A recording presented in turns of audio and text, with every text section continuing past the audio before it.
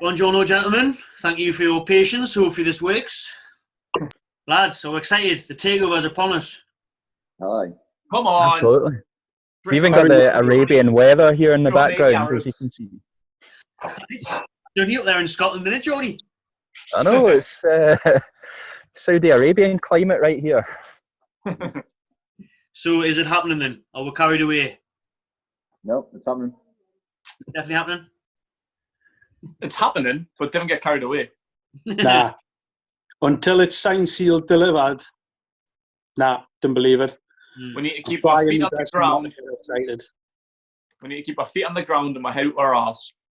That's what we need to do. We just need to fucking stay grounded and just wait. Don't be one of them dickheads that's going to be going, oh, we're going to sign Mbappe. We're going to win the Premier League next year, the Champions League in 2 years. Fuck off, man. Like, it'll happen when it happens, right? Like, we've got a lot of work to do. This has been a damaged club for 13 years. There's so much needs building from the bottom up.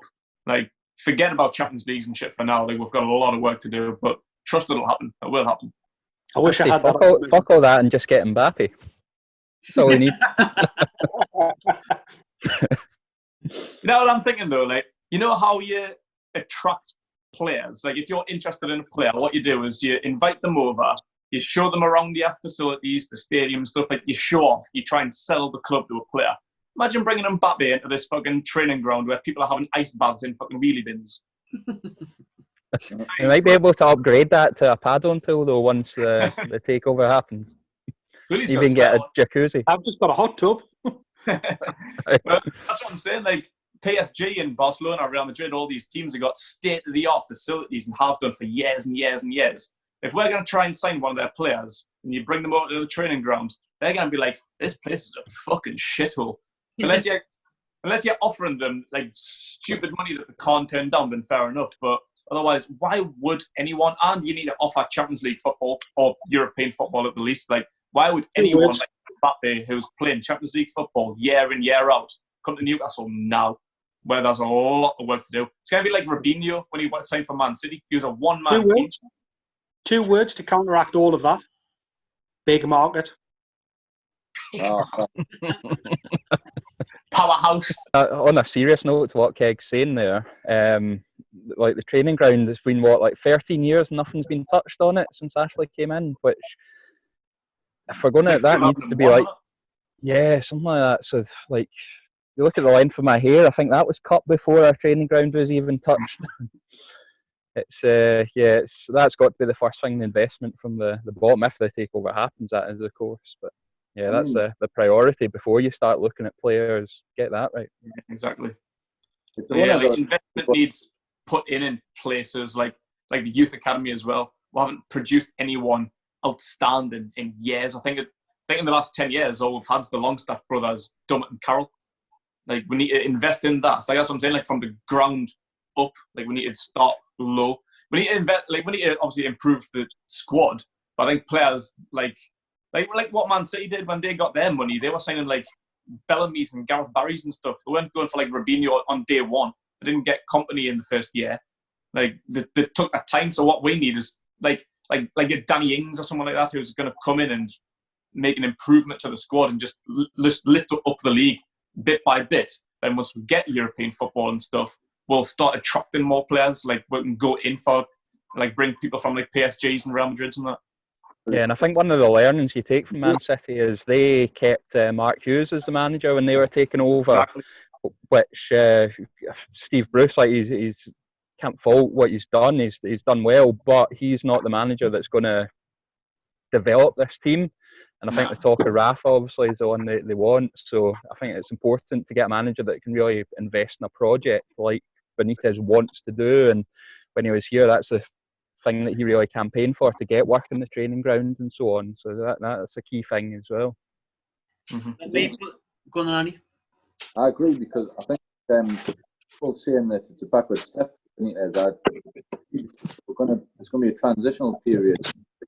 So, like, say, you come instantly buy your way to success. Rafa's worked got massive constraints, minimal cash.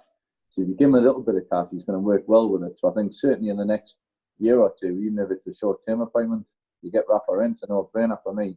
And then you don't plan ahead too much. You know, I mean, like I say, the I's haven't been dotted yet and the T's haven't been crossed, that sort of thing. But assuming it does happen and it's looking really good, you've got to walk before you can run. And I think he would take it to the next step, you know, quite quickly, because I think he's familiar with a lot of the squad already.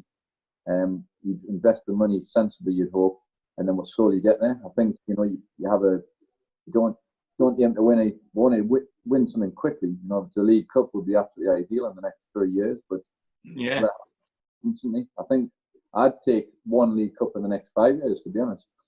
You know, guaranteed to win something, getting that day out in Wembley, and then see where we are in 10 years' time. I don't think it's going to instantly happen, and especially with fair play. I don't know what's going to happen.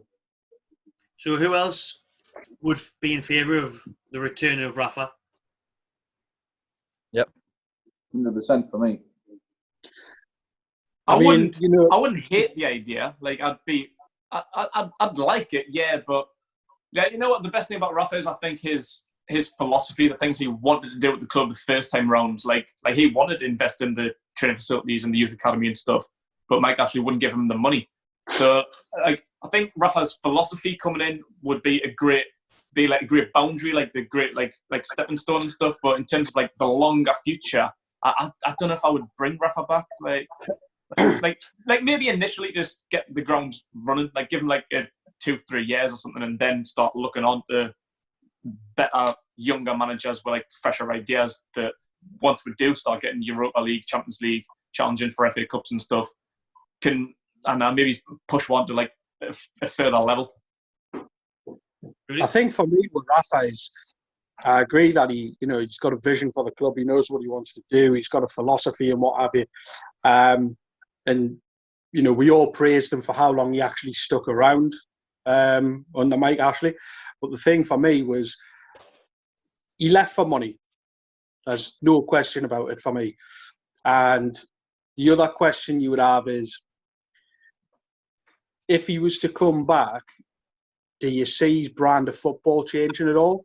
Because we played very negative defensive football, but that was very much because of, you know, the players we had, the formation, the tactics we had to play. But, you know, you look at that Liverpool team after they won the Champions League, and they didn't play great football. They weren't a fantastic passing side, didn't play free, fluid football, anything like that. But you got results. Now, for me, is that what you want going forward? Do you want to still play sort of counter-attacking football if you've got better players in the positions? But then are the new players that you're potentially going to bring in going to want to play that kind of football? I think we look like a really decent attacking side in like the last few months of Rafa's reign. Once he brought in Almiron, always wanking over and three up top, when Rondon, Perez and Almiron were finally playing some decent football. But I think you're right in terms of his style of play. Even with Liverpool winning the Champions League, it was never amazing. I think at the minute, instead of Bruce, I would obviously love Rafa back. He knows the club inside out. He's got a project there. He built the infrastructure for the training ground and what was going to come next. But seeing on Twitter a lot, the likes of Allegri mentioned, maybe Pochettino, I am tempted for a change in, like, with a new era under these new owners. Do we just leave Rafa in the past? Yeah, I think that's a good idea. Yeah. Basically, though, most Geordies would sort of crawl through barbed wire, glass and shit, wouldn't they, to win a league?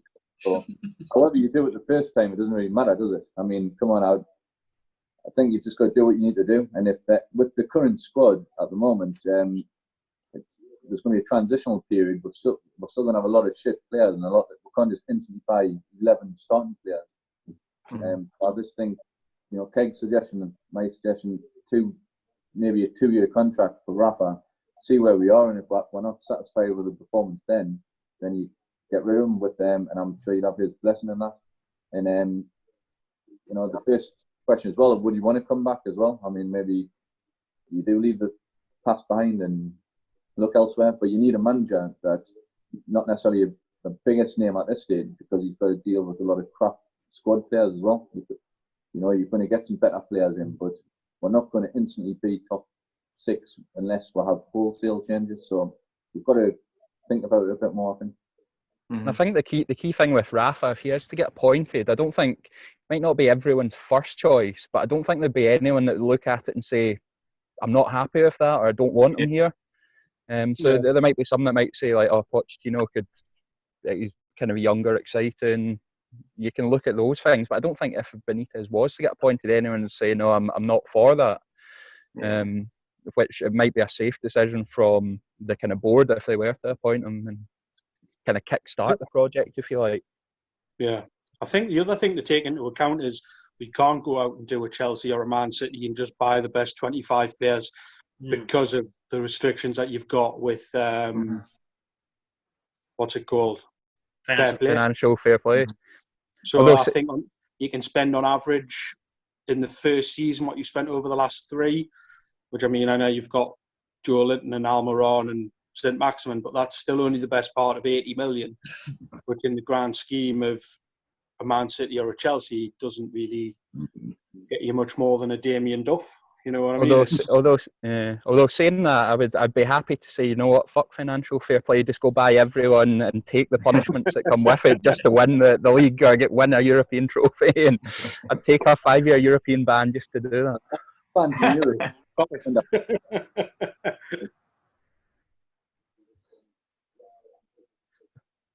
But I think what I would say on Rafa is the disappointing thing for me was his attitude towards the cups. You know, he held them, he spat his dummy out when Ashley wouldn't give him what he wanted, and he just fought the cups. He played kids we'd never heard of, and he played once a year. So I wasn't happy about that. So the directive would have to be, if he came back, he'd have to win something. You know, if we finish 14th in the league and get a league cup, first year certainly. You can't have the negative attitude saying, I want to finish as high up in the league. He's got to win a cup. You were praising Bruce earlier this season, weren't you, Andy, for going for the cup? Because, like I said, like Rafa hasn't the last few years. So you were saying a couple of months ago, Bruce is doing a cracking job, like actually being serious, going for it, playing the starting 11. I mean, let's face it, in my opinion, Bruce is useless, right? But his attitude's good. You know, I just think, I mean, I'm useless and my attitude's bad, so that's doubly bad, isn't it? So at least he's got a good attitude about him. He's and he got me back to an FA Cup game for the first time in about 10 years. So he's, I mean, that struggle against Oxford, it was excruciating. It's awful, that. I mean, that's all you can ask under someone like Bruce, that team. But Rafa just forfeited the cup. And it was, in my opinion, I just think you can't make that win anything for 50 years.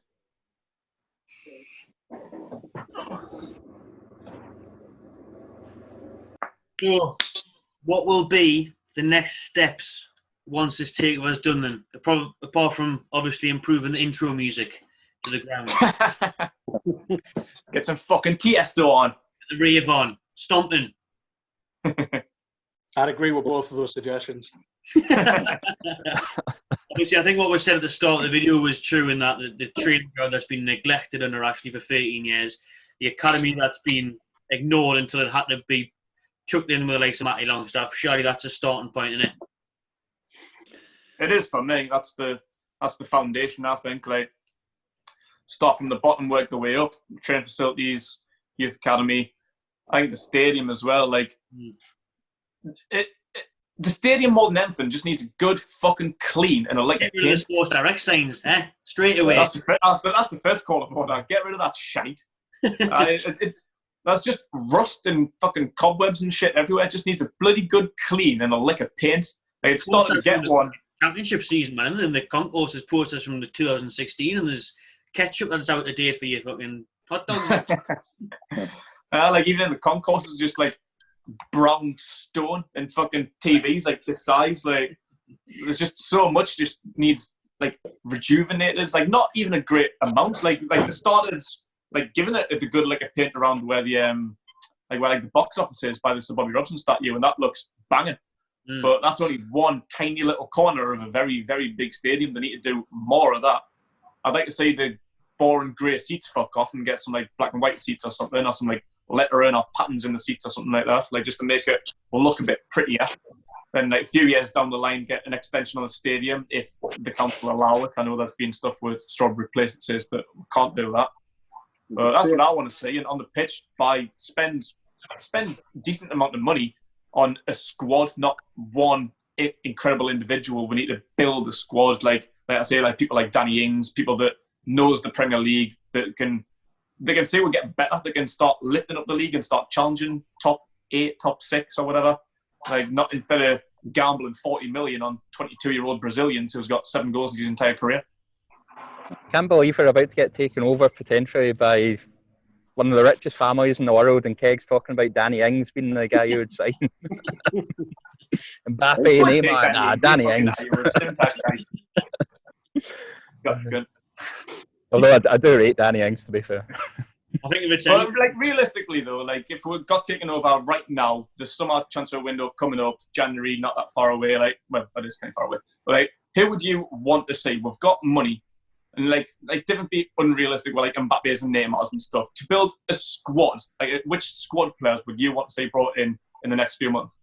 I think if it was an English striker, it would be maybe like a Callum Wilson instead of a Danny or Jack Grealish. Build your team around him. Yeah, like a James Maddison or something. It would be hard to get them, but since he's got European football, Grealish would be linked with everyone, any Man United and that.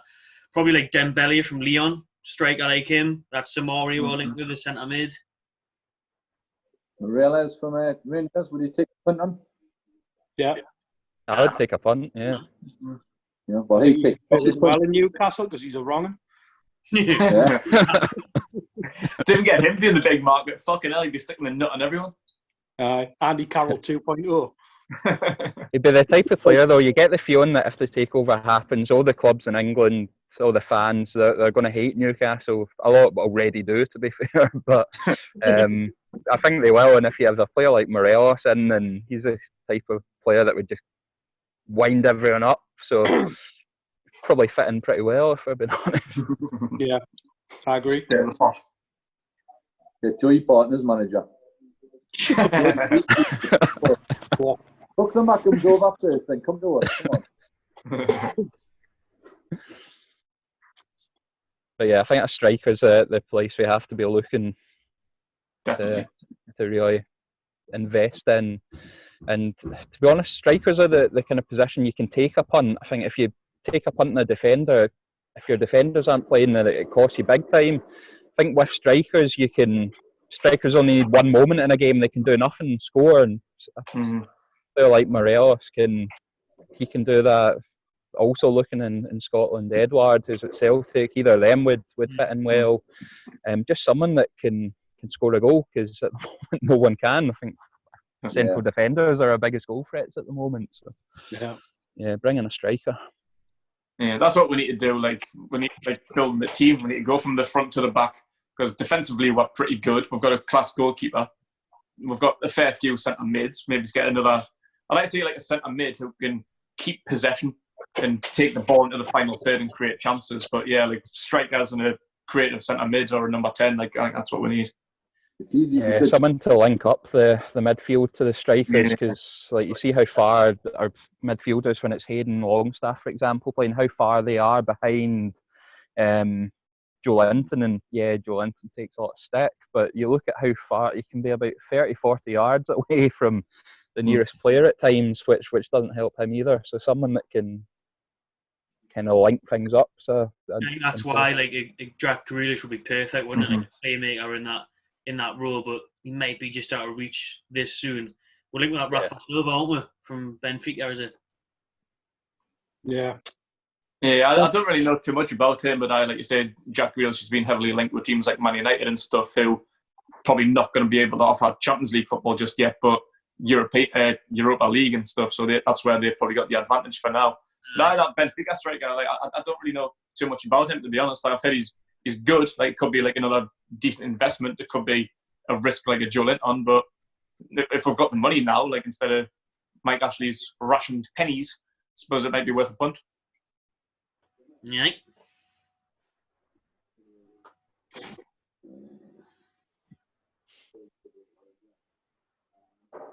I was saying this earlier, like things that the new owners could do to get fans back on the side straight away.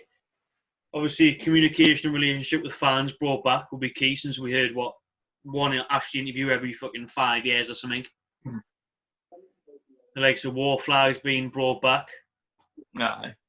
Any other ideas? I think naturally Mike you're going to get not people. being there is going to be good enough for probably the majority. I think if this gets announced and when this pandemic's over and done with, and you've got your first home game back, I think there will be hundreds of thousands of people around St James's Park. Yeah, there will be, because there'll be a thirst for it, one that we haven't had in 10, 15, 20 years. Like the city will be absolutely fucking buzzing. That first game back at St James's where we can have a full crowd, a potential 52,000. Yeah. Like everyone will be wanting to go because everyone will be fucking rubbing their hands together again. The future starts now, and I want to be a part of it. Yeah, I agree. What about the poor people that lose their free season ticket? I mean, we've got to spare them a thought. Well, exactly. I mean, isn't that one of the reasons why Ashley should have been pushed out now? Because that would have been a dilemma for him coming the summer. Like, how am I going to get these 10,000 fans back? Mm-hmm. Yeah. He should be trying to break the League One attendance record. And even if you don't, just tell them in the tannoy that you have anyway.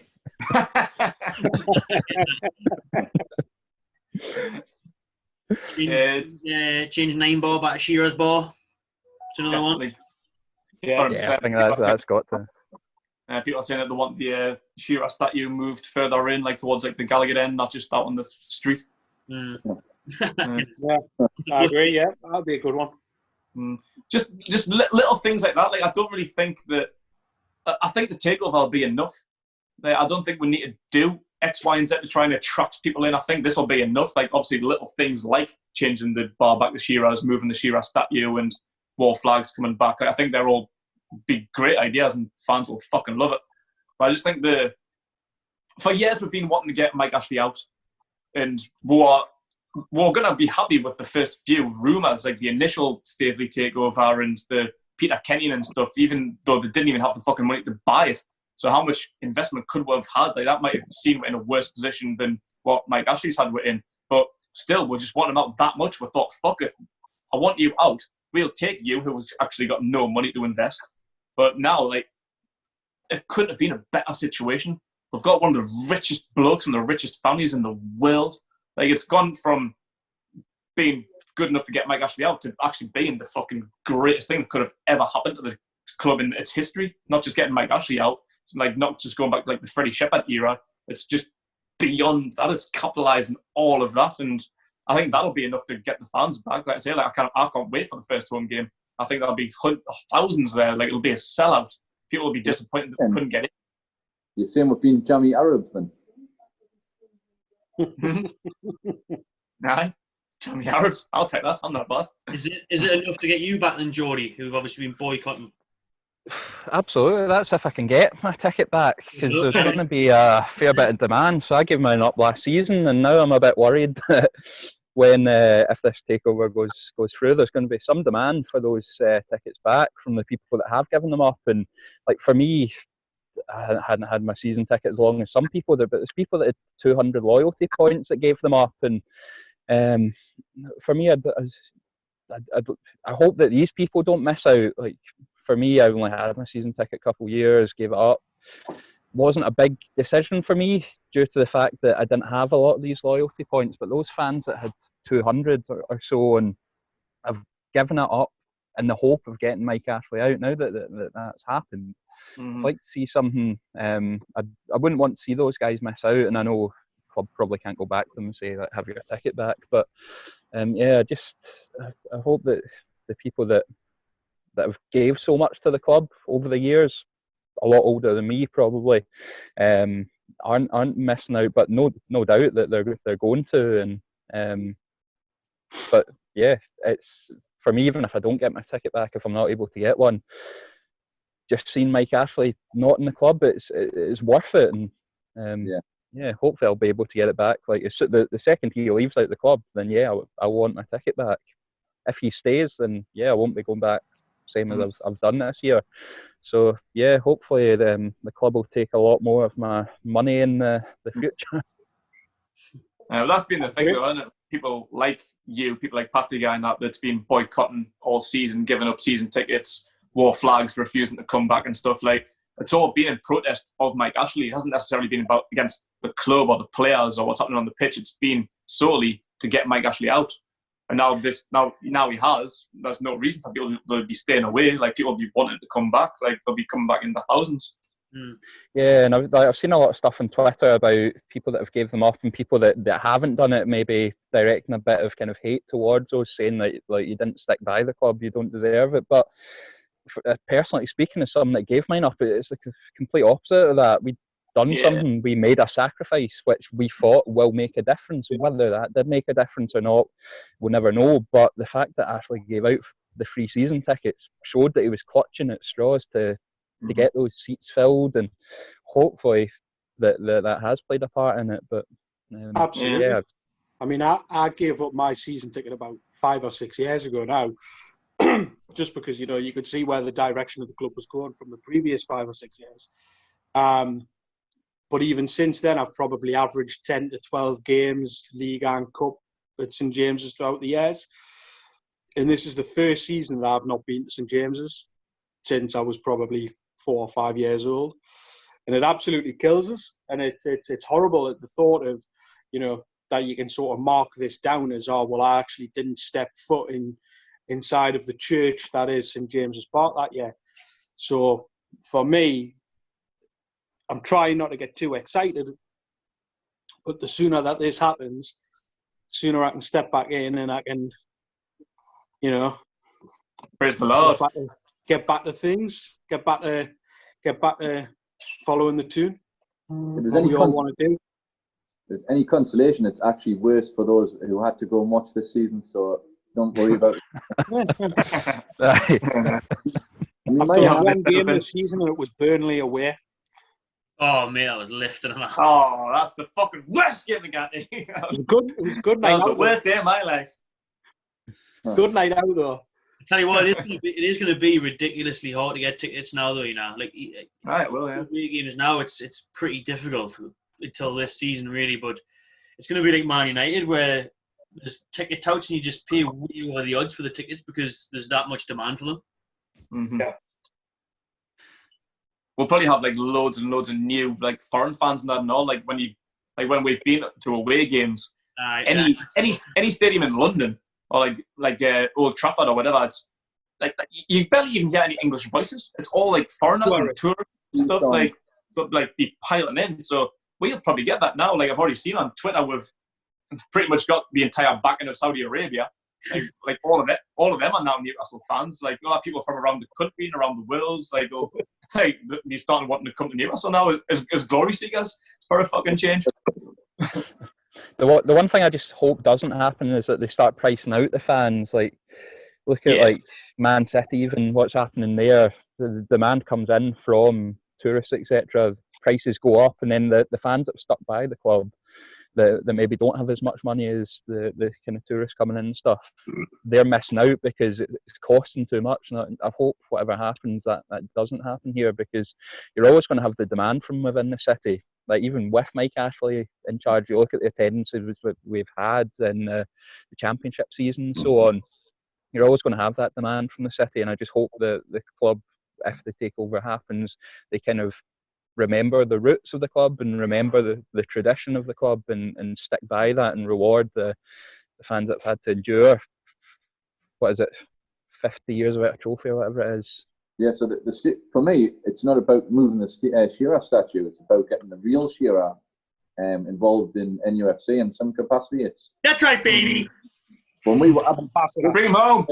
Yeah, bring him home. Shows you don't know where the back of the net is, Andy. Is that what you're saying? But our strikers, right, can't even hit a barn door, right? And he's critiquing them on Match of the Day, and you can see because he hates Ashley, the relationship is like truly broken down. He could have been in the ground helping them, giving them advice, you know, coming on just sort of helping the, you know, midfielder strikers that are struggling to score and not having the brains to make the right runs and things like that. If he just has to get him involved in a fresh era in some capacity, I would like to see that. You know, give him the number 9 shirt back and stick him up front. There's been talk of needing like a technical director, isn't there? Because the other guy is going to like bring like a lot of his people around that aren't really football savvy, like might know business and stuff, but they don't really know the club. So I was being talking of like a Kevin Keegan or a Les Ferdinand and people like that. But personally, for me, I think like you couldn't really get like Keegan would be a great choice, but I think Shearer, he's the man. He knows that club better than anyone, inside and out. Like Keegan's like also a bailed Johnny twice. Boy. So, nah. Keegan bailed twice before. I wouldn't give him the opportunity. I know the situation wasn't great either time, but Shearer took her down, and that must have hurt him. Yeah, but he didn't bail out. Mm-hmm. He wanted that job, just Mike actually wouldn't give him it. Yeah. So I think Shearer would be a great choice. He's a bit younger than Keegan, at least, as well. Keegan's knocking on a bit, isn't he? Keegan might not have long left. Anyone's even seen unless he pops up on like ESPN America or something. So we're going to get director of footballing, and we're talking about people a new era and that. Then we should probably look at someone else, if not like a Shearer, someone younger. But I think we are going to have to bring someone in who is a bit more football savvy, because we don't just want a Arabian League. Get in, Dalian. You know who I would love to come in if Shearer wouldn't? Kevin Nolan. Oh, I know. Yeah. Big fan team. I think he soiled himself. He's doing his badges. I think he would love to come back up. Yeah, he would. Like, when we went to see him that evening, he said, you know, he's one of his boys, he's a Geordie, so, you know. His son considers himself a Geordie because he was born up here, hasn't he? Fucking Shola will probably get it, man. Shola's just been linging around for years, hasn't he? I was cap selection out. My name's Shola, and this is my cap selection. Nolan blotted his copybook because he was sucking up to Ashley, for my opinion. I think him and Shola are knocks, so I wouldn't have Nolan back. He soiled himself, in my opinion. Nolan made a bit of a knob of himself on BT, on, what was it, Talk Sport, like a few months ago. And, like he was kind of like, to us, like he remained a bit neutral because he didn't want to slag Mike Ashley off, but you could tell like he had opinions there. He just didn't want to. Potential job, though, Keg. But on BT, you are. He's not going to turn doing a potential job. He's not going to get on BT Sport and go, he's a fat bastard. Right. You know what I mean? I would think the same. But yeah, like to us, he kind of remains neutral. Like he didn't want to slag him off or anything. But like on BT Sport, on Talk Sport, he was up his arse a little bit, wasn't he? Like he. Oh, absolutely. Yeah, you could tell when we had that conversation with him off camera that, you know, he wished he could say more than he did. Yeah. You just get that from the aura that he had, the vibe that he gave. But I don't blame him in any way for the things that he said to the actual media, because, you know, he was hoping for a return in some form, wasn't he? So is what it is. Yeah.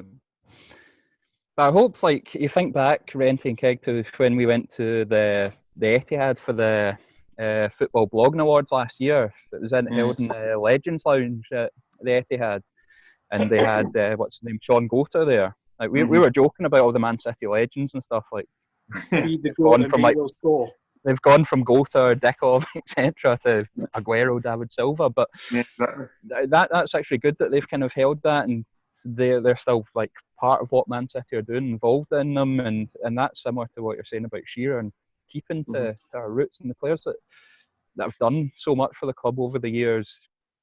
It doesn't have to be giving them a job or whatever, but just keeping that sort of that history of the club, and the roots. Rename one of the lounges the Legends Lounge, and get Matt Ritchie a big statue above it, and all that sort of stuff.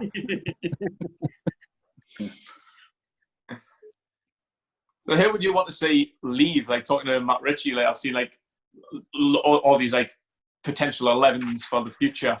I've seen like Ritchie included in some of them. Like who would you want to see kept, and who would you want to see out?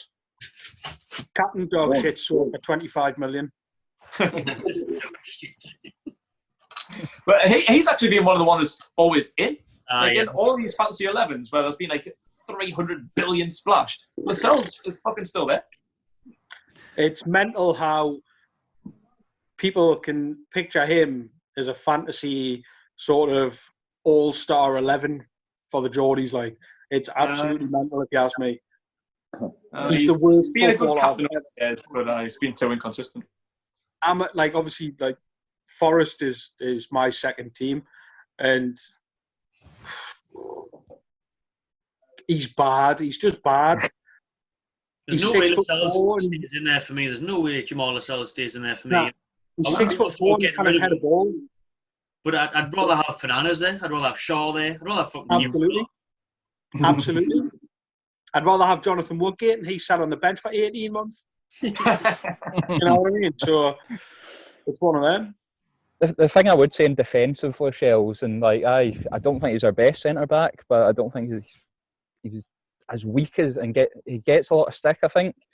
But the thing I would say in his defence is he shows a lot of maturity, considering he's only 25, 26 years old, and you kind of hear a lot coming out of the dressing room with things that he's kind of done, and I think that kind of personality probably helps him on the pitch. Obviously, you need to be performing, and think back to the season. When was it? Our first season back. I thought he did a really good season. Then him and Lejeune, we played the kind of two centre backs. Thought he was really good that season. And I think when he plays with Lejeune, he always plays a lot better. But when Lejeune's been missing, which he has been for the last couple of seasons with injuries, I think Lascelles isn't the same player, and it's probably to do with the kind of understanding that the two of them have.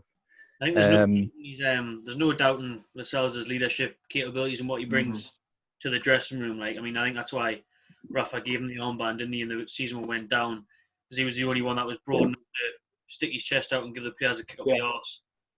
So that could always be good in terms of if you're going to bring in these big money signings who are obviously going to be prima donnas and the foreign players and that. So you could keep them in for that aspect, I suppose. For me, I reckon it's the midfield. The midfield for us is just, there's not enough there. I mean, Hayden grafts his arse off. Shelby's good once in 20 games.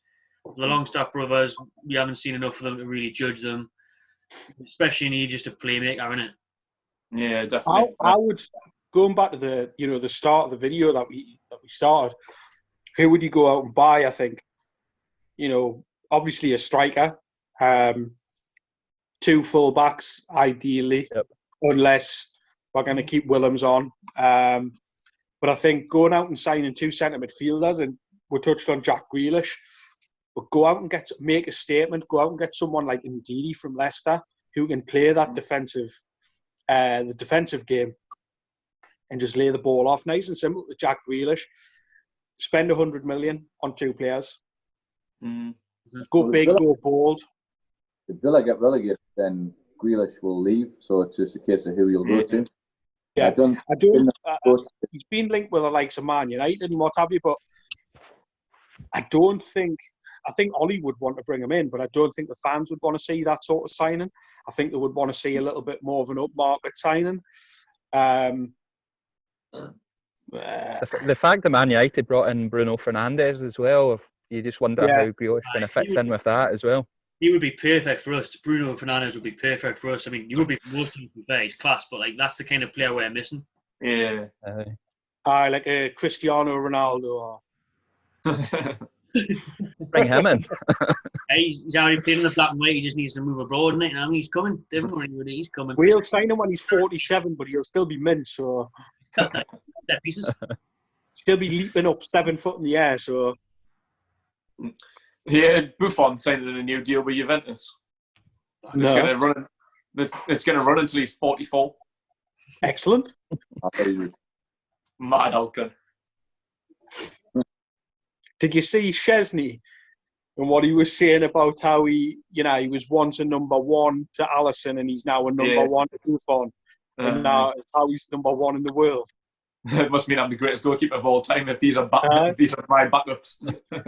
You know what though? He comes from that same era of Nicholas Bentner at Arsenal. There's something in the water down there, like.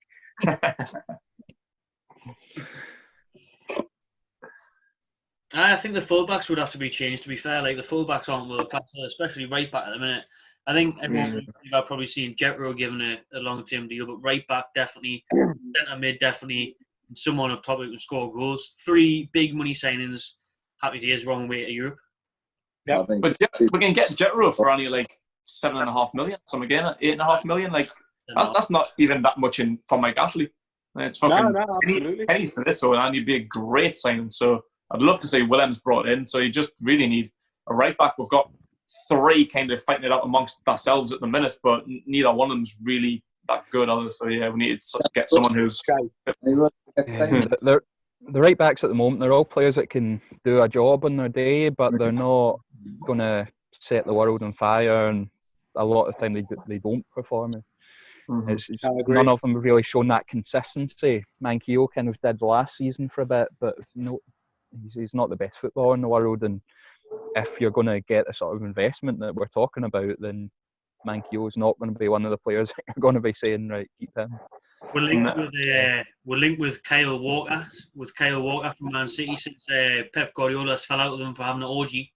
So they love the two of them. That's welcome to Quayside, Kyle. Get yourself here. We don't get the season ticket in. That's when you'll be nicknamed Quayside, Kyle. Doing lines in the back of Riverside toilets. That's what he'll be doing. And he's a money greedy bastard and all, so he probably would come and all if they're going to offer him a lot of money. Oh, absolutely. Oh, another one that I would be tempted to go for, because I can't really see him having much game time over the next couple of years where he's at. It's Kieran Trippier. Aye. Yeah, that'd be alright. Fair. I'll take Trippier. Trippier and Rose. We'll just get fucking top one from 4 years again. That way. That would do. Like, we've got Bentley coming in, you know what I mean? I couldn't send that fucker back. Trippier has been learning his Spanish by all accounts. He seems quite happy. And a fletty, as they say. So I don't know if you'd, but you know, you might get homesick at some point. So you'd be someone that you could get like. I think I read their fans had taken pretty highly to him as well, and they've rated him since he went there. One that has been trying to come back for a couple of years is Gareth Bale. Oh, I'd take him. I think he could be the first big marquee signing him, Gareth Bale. Yeah. Good shout. He's not going to go anywhere else, is he? He's not going to go back to Tottenham. He's not good enough for Liverpool, Man City. He wouldn't fit in at Man United. He's not going to go into Arsenal. I think they've been his 2 biggest links, like Man United and Tottenham, in it. Newcastle or Everton, that's where he's at. Do we have many good golf courses for him, though, in Newcastle to play? Get him a membership at Close House putting in with the deal and he's sorted. Masters. Just give him the access to fucking Lee Westwood's back on. He'll be sound up there and Close House. Aye. This runs out in the summer as well. Puma is away in the summer. A lot of fans Adidas and Brown Ale. Well, that's another thing just in the takeover. You hope that Ashley doesn't stick around with trying to negotiate like part of the kind of kit deals and stuff. They done that up here in Scotland with Rangers, so they got rid of him essentially, but he kept hold of the merchandising deal. So all the stuff bought from like the club shop, he was still getting the money, even though he wasn't kind of part of the board or whatever he was up there. So you just hope that it is completely getting rid of him and he doesn't try and negotiate and keep a part of maybe the merchandising deal or whatever. So a rebrand of that.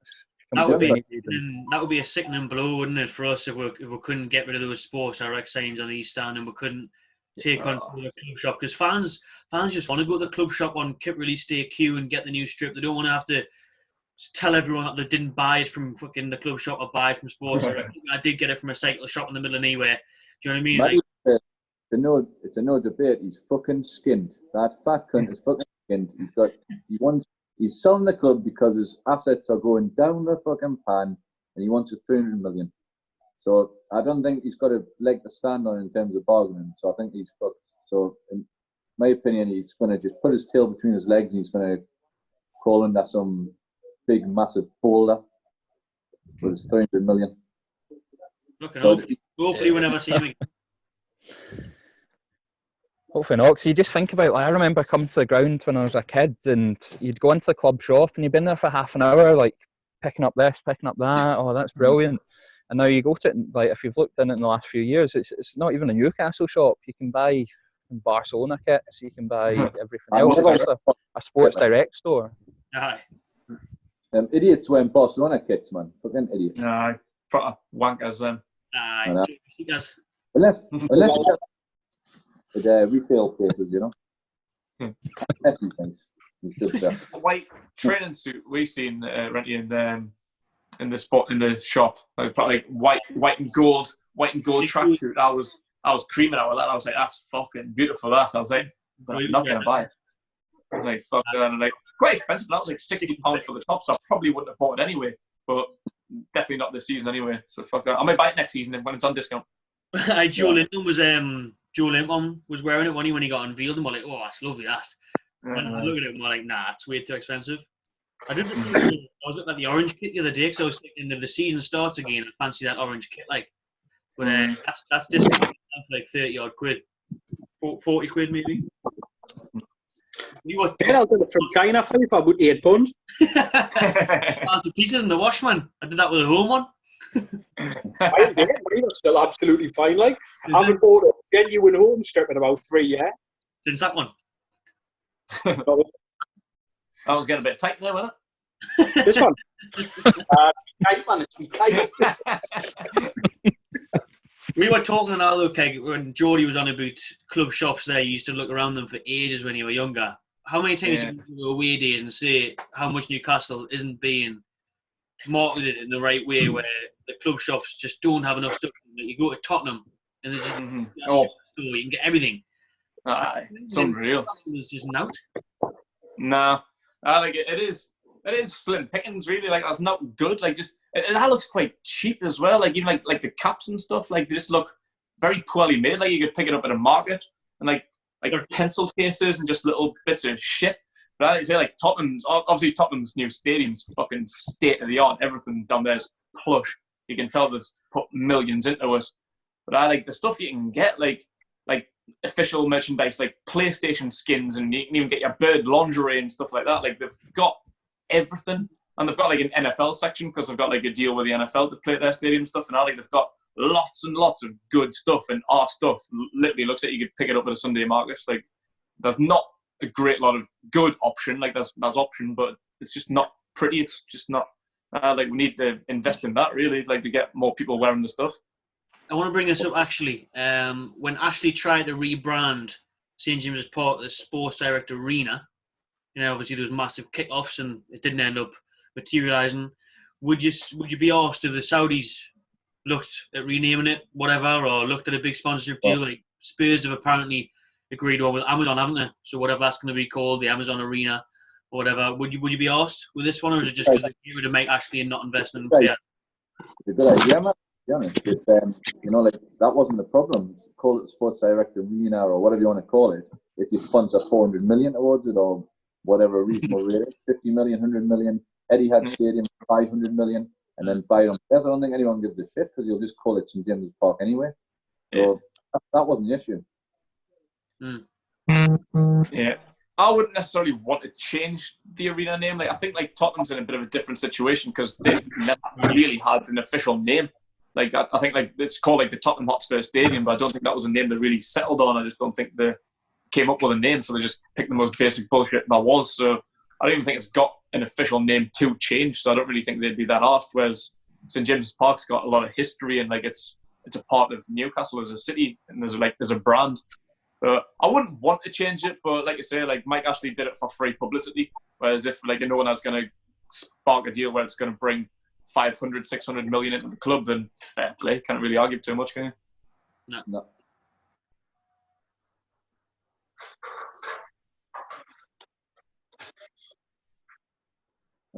I think one final point I would make is that the balance between Tottenham spending all the fortunes on the stadium and not signing players and not winning anything versus, I mean, I think it would be fairly quick. It might be expensive, but it's fairly quick to get a new training ground. You just throw money at it and you get one. You do what you need to do for it. So I think that can be done quickly. I think you need the feel-good factor. So the first season, whatever happens, is going to be amazing. Ashley Free, proper singing, if he joys occasions again. But you've got to try and win something in the first 3 to 5 years, I think. Like just a League Cup would do. I mean, how fantastic would it be? At Wembley to out, the streets of Newcastle, down the big market, down the quayside, after winning, you know, and then you win that by the end of Feb, and you try and get a good league position thereafter. You might sub in the FA Cup. It would be absolutely brilliant. You need to do that. You need to be mindful of doing that. But the training ground, 100% agree with the Warriors that needs to be improved quickly, and that's the first thing. But the priority is to win something, however shit it is, win.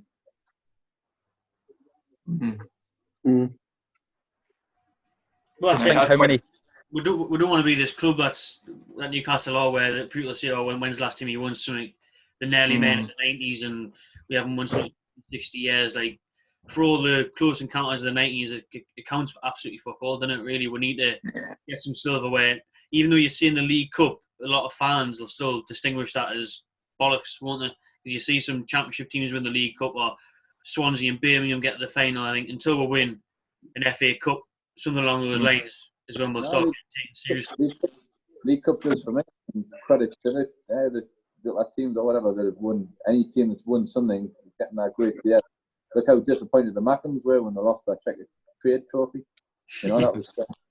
I mean, that was brilliant. But you know, to win anything, and it's still a proper trophy, a League Cup. You know, I'd be happy. Never thought I would. Still, the Takeover got proposed. I didn't think we'd win it. I think I'd be well buried before we sort of saw Wembley sign. You know, I never mind win anything. So you know, and just think of how many people we've heard saying like it looks like we'll never see Newcastle win anything in our lifetimes, especially kind of older people as well that have never seen it. And for them, for me, just to see a League Cup, see a major trophy, no matter what it is, like that first trophy we get, if we get one, it's going to be chaos. Yeah. Think of what town's going to be like. Think of the night everyone's going to have. It's going to be like nothing you've probably ever seen before. Well, if you like statistics, the man get in with Marie, doesn't he? He always something in his first 3 years or whatever. So I think in terms of the first 3-4 years, like in terms of progression, like I'd like to say, obviously break into the top 10 and then comfortably competing around like 6th to 8th, maybe even up to 4th. But a cup run, like winning even like a League Cup, getting to a FA Cup final or semi-final, something like that. Just a bit of progression. Then like after 5 years, be breaking into the top 4, competing in Europe comfortably, winning an FA Cup, and just things like that. Just constant cup runs, finals, semi-finals, even winning one, and then breaking into the Champions League and competing for the title within like 10 years in the Champions League and stuff. Like Man City haven't even won a Champions League yet, and they've spent billions. They've had their takeover 10, 12 years and still haven't won a Champions League. Yeah. Yeah, PSG as well. Look at what they've spent to win Champions League and can't do it. Yeah. So I think we've got to take things step by step, season by season, and just see progression. As long as we're kicking on, like next season, even if we finish 10th, it's all right with a cup run. 10th in an FA Cup semi-final, I'd probably take that, as long as we're going to push on into top 8, top 6, get Europa League, an FA Cup win, then top 4, and just competing comfortably. Yeah, you just want to see progression, and not even on the pitch, but just off the pitch in terms of developing our everything from our training ground to our kind of off the field staff, investment into that, investment around the place. So it doesn't have to be go out and buy, like we've kind of talked about, buy massive players at the start. Just start putting money into the club, see improvements, and if you get improvements around the place, then ultimately success will come from that. Mm-hmm. You would put pressure on yourself if you didn't win anything within a time frame, you know, because I think with the money becomes a lot of pressure as well. So I think, you know, and there's a lot of good teams with good money as well and established. So I think until you sort of get the monkey off your back and break that duck, I think it's going to be every year is going to be extra pressure. So I just think the League Cup's the best bet to win it. So I think first up takes the pressure off. Like Man City, I'd like to see the stats, how long it took them to win the first trophy with the new owners, but it wasn't instantaneous, I don't think. So no, it took a few years. Yeah, so let's win something, man. Come on, I just want to go in sick work the next day and just have a massive hangover and feel like I'm going to die. But it's going to I feel great. Do you think how many tea towels are going to get sold in Newcastle when we win the first trophy and everyone going around with them in their head? Yeah, I gotta say, when we do eventually win something, we'll not be phoning in sick the next day. We'll be off for a fucking fortnight or something. We'll be partying for a month. Like. It'll be quarantine part 2, man. It'll be ice. I know. Fuck the next day. Right. You know, look, we'll win it behind closed doors this season, FA Cup. Not gone yet. And now, technically, we're still in the quarterfinal. We are. Well, that's what I mean. It's typical for Newcastle to get taken over in this period, innit, where we kind of go out and just go absolutely mental and celebrate. The Premier League getting restarted is just getting pushed further and further and back, and it looks like if it does end up getting done, it's going to have to be squeezed into like a few week period. So, do you think there's even going to be time and opportunity to continue with the FA Cup? Like, I think it'll probably end up getting scrapped because we're not going to have time. I think they just scrap next season. The way I see it is that it just hold everything off. Once everything's fit to continue, resume it then. Play the games from this season, whether it be cup games, the league games, etc. And then next season, maybe look at what you do with that. But I don't think it's probably scrapping it's the right thing. I think it will happen though. For me, I think that you look at the logistics, you look at the resources, the medical staff, even behind closed doors. You have to test all the players. Contracts run until the 30th of June. I just can't see how you're going to fit this season in if you're not going to compromise next season. And next season, by all accounts, with all the Amazon deals and the money, is by all accounts more important. And money talks. So I think as season being finished, I think it's going to be scrapped, and we'll start next season. Whether that's going to be slightly delayed or not, but probably. I think the best thing to sorry, on you go, Keg. I was talking like a guy at work yesterday, and like we were talking about the subject, like what we're going to do with the FA Cup, and he made a suggestion that makes decent sense. Like, there's only 8 teams left in the FA Cup. Obviously, like they should maybe, if it does get scrapped, they should get something out of it, like a bye, like a further round next year. So, for example, like we don't enter until perhaps the 4th round, maybe the 5th round. Like, there's kind of compensation, really. To be fair, if Liverpool don't win the title, I don't think we'll be feeling too sorry for us not being able to go into the quarter-final. True. I reckon the Premier League will start. Like, the Premier League will start again June, July behind closed doors, and they'll take it from there. But it is just how they fit in the champ. Obviously, the Champions League they've put, was it August 30th is the final date now in Turkey. So it's how they fit in the FA Cup and League Cup. There's only 8 teams left in the FA Cup. Just do what we're saying about a festival of football. Blast it out over a weekend. Yep, I think the sensible thing to do is just set all the players up in pro clubs in FIFA, put them all in a team and get them to play each other in FIFA. Decide it that way. Right, I'll try to stop recording now. So cheers, lads. Appreciate your time. We'll see you again soon. Thank you very much, boys. Take care of yourself. Take it easy. See you for a pint soon. See you tomorrow. Cheers, lads.